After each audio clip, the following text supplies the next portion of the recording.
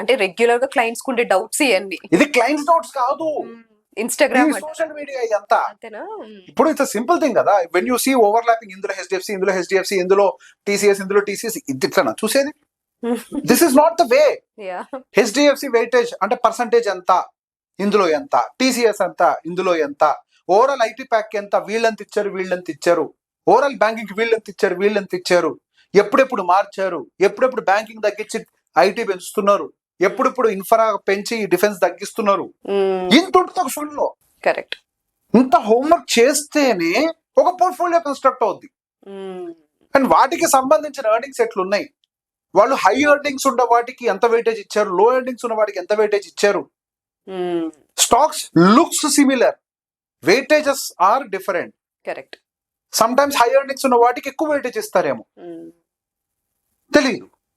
And again ఆ టైంలో కూడా if market is the peak, వాళ్ళ స్ట్రాటజీ మొమెంటం నుంచి క్వాలిటీలోకి చేంజ్ అవుతుందేమో, ఫండ్ మేనేజర్ మారుతుందేమో. There are so many elements that will plays in.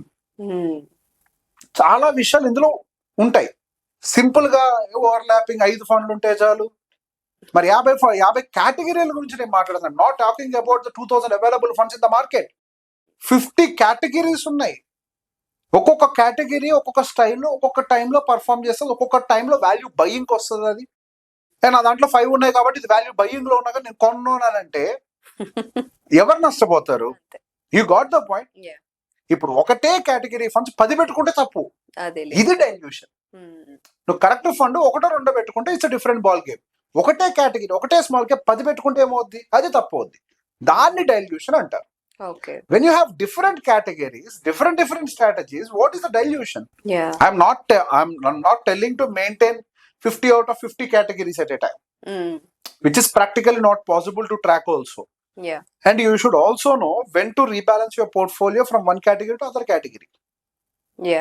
అది కూడా తెలియాలి. ఇప్పుడు ఫర్ ఎగ్జాంపుల్ మీరు ఒక టెక్నాలజీ బేస్డ్ ఫండ్ తీసుకున్నారనుకోండి, అది ఎప్పుడు తీసుకోవాలి, ఎప్పుడు ఎగ్జిట్ అవ్వాలో కూడా తెలియాలి. ఉంది కాబట్టి అందులో ఉంటానంటే కుదరదు. ఎంట్రీ అండ్ ఎగ్జిట్ రెండూ తెలియాలి కదా.